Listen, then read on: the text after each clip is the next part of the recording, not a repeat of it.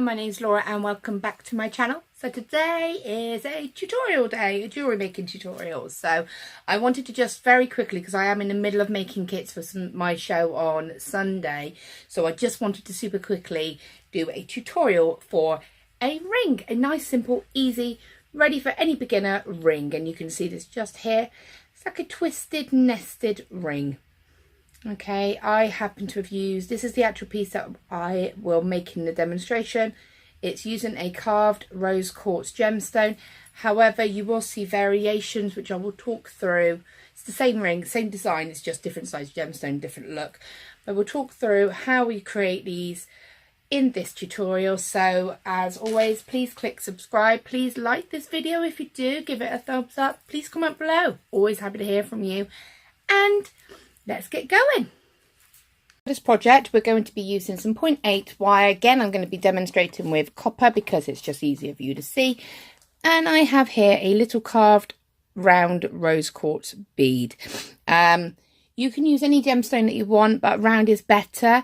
It can be plain or carved, it's up to you. But I would say don't go any larger than a 10mm. This is about an 8mm, I think. Possibly a 10mm, but don't go any larger than this, because otherwise it'll just look a little bit bulky to balance. Well, that's my personal preference, but I feel that it would be a little bit off balance. So really quick and simple ring. The tools that you'll need will simply be your flush cutters. Whoopsie, just dropped a pair of cutters on the floor. Some chain nose pliers. These ones are just my bent chain nose pliers, just because I can't seem to find my plain ones.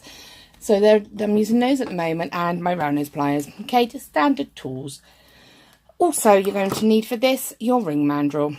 Okay, so I'm going to move these out of the way and we'll get started. So what I'm actually going to do is start off by adding the bead straight onto the centre of my wire. I have cut probably about 1 metre of 0.8 wire. So I'm going to bring the two ends together, put the gemstone on, bring it to the centre, and that's the other key thing, is it does have to be a stone that will go onto a 0.8 wire. Most of your sort of agates and your quartz will go onto a 0.8 wire, your amethyst, rose quartz and so on, jaspers. It's really only going to be like your higher end gemstones that you'll struggle with. You'll find that they'll be, they tend to have a finer drill hole, so they won't go on a 0.8 wire. So your pearls, anything like that, probably won't go onto a 0.8 wire. Bring the wire to a point like this. What I'm going to do is come in with my chain nose pliers and just turn in. I want to get a nice sharp angle against the stone. Turn the piece over, and then again just coming right in and really getting a nice, I just want this wire to be nice and straight and really hugging that stone. Okay, straighten those wires out. Now what I'm going to do now is, what I want to do is, so I'm now going to come in with my chain nose pliers again. What I want to do is, you see where the gemstone is here, I'm going to kind of line up my pliers with the bottom of the gemstone and just kick them so it goes out nice and straight. Turn it over and again repeat on the opposite side. Try to make sure that they are equal. Okay, if they're not, then come back and sort of tweak them until they are. Okay, so yep, I'm happy with that. Okay, now what I'm going to do, go to my ring mandrel, and I'm going to find the size that I want. I'm going to go up one size. So if I'm aiming for about an N, I'm going to go up to an O, just to allow for when I'm wrapping around the ring shank with the wires, it may reduce the size very slightly.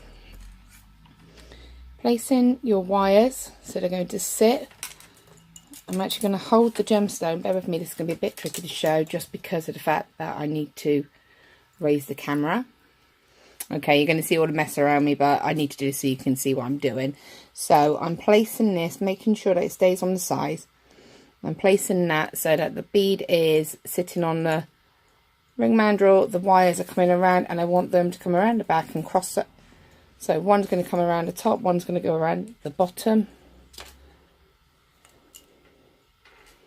Okay, so they're in opposite directions now, and then I'm going to just hook them around. What they're actually going around is those where we actually had the wire at the very beginning. It's going to hook around there, and then I'm going to take one wire, possibly this bottom wire just here, and wrap it around again, just because I like to have 3 wires around the ring shank. So you see there's 3 there. So it comes back to its starting point, back to set it on the size that you were looking for. So in this case, the 0, and then hooking that back around again, back to where it started, and that's the ring that you're going to have. So both those wires will go in that same direction. You'll have the 3 wires. If I take it off and show you all the way around, you'll see exactly how it's looking. 3 wires all the way around, no wires are crossed. Okay, so the reason that I have 3 wires, I just feel it's a more stable ring shank, because when we finish this they'll be sat nice and close together. Now what I'm going to do is bring these around, and you'll notice how I'm holding this ring. I'm putting my finger actually inside the ring. That will keep these wires sitting as they are like this. If you hold them like this, what happens is those wires will start to crunch together and they'll sit out of place. They'll end up going like this, and we don't really want that. So I like to say, you can just switch it so you've got your hand just on the inside, you're keeping those nice and flat. Now the next bit is optional, whether you twist these wires or whether you keep them straight. What I'm going to do is take the top wire over the bottom wire and bring it around, and then I'm going to take what is now the outer wire and bring that into the inside, all the time curving it. Now you notice how I'm holding this. I'm putting the pressure on the stone here, and my ring, so that's how I'm actually holding the ring. So that's where my pressure is going, so I'm not distorting any of the ring. So the outer wire comes over and into the middle to become the inner, and I'm just going to continue this, and every time I'm going around and I'm just forming it around the ring shank, so you're getting that really pretty twisted effect, but it's quite a relaxed twisted effect. So again, going around and then around, rotate the ring, and you can do this for however much you want, really. This is kind of your choice now. It's becoming decorative. You don't want to overpower that stone. You don't want it to be completely hidden, but what's quite nice is if you can come up and hide where the wire has gone through the bead, so that it doesn't look too wiry as such, if that's possible. I'm happy with that. I could, even if I felt that was too much, stop and almost undo a rotation. And then what I need to do is just bring these wires down. So I'm actually going to continue, but I'm going to just kind of pull these wires to get them back down to the base now. So whereas we've pulled and it's worked its way up the ring, around the bead, sorry, I'm now just rotating this so it's going back down towards the base of the ring. And what that's also doing is giving it a nice balanced decoration. Can you see? We'll tidy all this up in a moment. Now looking at this wire is shorter than this wire, but it's just enough to get around to here and be able to wrap that ring shank. So I like to take my pliers. What I'm going to do is just pop it back on the mandrel, make sure that I'm happy with the sizing and that I'm happy with how it's all sitting, so I can take this opportunity to kind of work it if I wanted to flatten it a little bit. tidy it up a little bit. I can do all of that right now. Make sure you're 100% happy with how this ring's looking. Take this back off. Come over to here. And then I tend to just use my pliers. I find I can get a nice tidy finish if I do that. And then pull, and then you can see how this wire is kind of coming in. I'm just going to straighten them up. Bring that wire back around. Okay, and then I'm going to just come in with my flush cutters, and you can see I've got that wire set to come across here. I'm going to trim it right, so I just put my thumb over to stop the end from flying, but you can see just here, pliers in, and just gently kind of crimp that and roll that around to make sure there is no sharp edges, and again feel that as well to make sure. I tend to go around with my pliers to make sure that the ring shank is sitting how I want it to sit. And I'm going to take the opposite side, feed that wire through, and again notice how I'm holding everything nice and stable and secure. Bring that around, and that's pulled that ring shank in for me. Straighten it so you're happy with how it's sitting. Okay, and then come back around. Okay, visually you want to match the same as this side.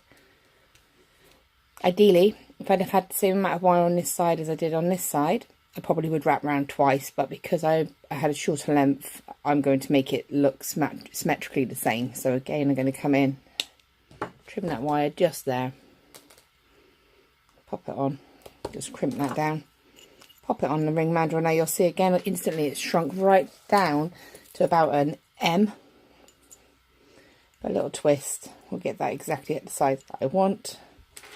And again, whilst it's on here, you can settle and sort of really settle that down. You can always come in as well now and kind of tweak it. I will say if you're using a plated wire, such as a silver plated or gold plated, just be careful that if you do this stage that you don't want to take any marker or take any of the coating off of your wire. So it's fine if you're using like a bare wire like I am here, because you know we can always polish any of the, if you mark the wire in any way, you could always polish it out. If the other alternative is to take some nylon pliers, and then you can gently kind of go around it like that, and you won't damage the wire in any way. Okay, pop it back on. Again, make sure you're 100% happy. So see, that's hit a nice N, just in the size that I said I was aiming for. If I wanted, I could possibly twist it and get it down to about an O, but I would just twist it round. So just so that you can slightly stretch it slightly larger if you felt it was a little bit too small. And then just make sure, again, handle it. Make sure you're happy with that. Let's see if it fits. There you go, your little nested ring. So there you go. And again, if I've used quite a sort of paler gemstone right here, so it's not really standing out loads, it's quite a subtle look. However, if you used a really bold colour, then you would have a more contrasting look. Okay, so ta-da! There are more rings. So what I've done is I've quickly gone ahead and made some variations just to show you how they look with different gemstones. So this is with the rose quartz, which is the one we've just seen being made. Here is a smaller version with a, what's it called, marcasite, a green marcasite gemstone. So you can really see that contrast. However, there's a slight flaw on this one. You see that little flash of metal just there? That's where one of the wires that we, when we folded the wire around the gemstone and then put it onto the ring mandrel, it's probably tipped very slightly, which means that I can't really cover it. To most people, they'll go, oh, I don't know what the problem is. But to anybody who makes it, will jump out a mile. But I really like the way it looks with a slightly smaller gemstone and that twisted effect. And it just goes to show you, you know, I still think it looks pretty. I probably would redo it, but I like the look, and I wanted to show you that if that happens to you, why it's happened really, so you can see. Okay, but again, I really do still really like the way that it looks. Then we have with a bigger gemstone. So I did say initially that I really wouldn't go much bigger than sort of like a 10 mil gemstone. This is about a 14 mil, I think, and it's a druzy agate. So you can see a little bit of sparkle just there. So you see it just there. It looks better to the eye, but you can see the sparkle. So again, this is a bigger, chunkier gemstone. I've twisted it right up. I've just done a bit of decoration on the sides just to give a bit of balance, I think. I will say with a ring like this, it may not be to your personal taste, but it's sometimes nice. You're not always making for yourself. So although you might think, well, it's too big a gemstone for me personally, you know, there might be someone that absolutely loves big chunky jewellery, and so it would be ideal as a design for them. So please don't disregard it. I just wanted to show you it in comparison to, say, the 10 mil, how you can see visually the difference of the look and the style.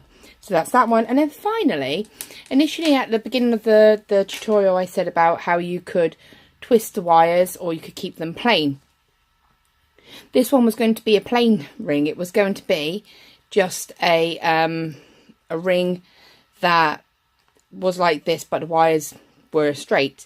However, as I started to twist them, they sort of laid flat against the ring mandrel, and I quite liked the sort of cosmic effect it had. So I kept it like that because I think that looks quite cool. I think it's quite a cool setting for the ring. It just shows it in a different layout, and again, it's something that you could twist these wires if you wanted to and have them twisted around as an effect as well. So there's your 4 different sort of looks, but it's all the same technique. It's just it's just different gemstones, and it's quite interesting to see exactly that, how a different gemstone, the same style. I'll just see if I can do this, will look visually. So smaller, medium and large, and you can just see the way that it affects that design. So there you go. Anyway, I hope you like this tutorial. I hope you like that design. It is a nice simple design for anybody to have a go at. So please let me know how you get on. If you've got any questions, please let me know. Please ask in the comments, you know. Tell me what you think. Do you like it? Do you not like it? Is there anything you want to see? Let me know. I would really appreciate it. And as always, please click subscribe. Please give me a thumbs up and have a great day.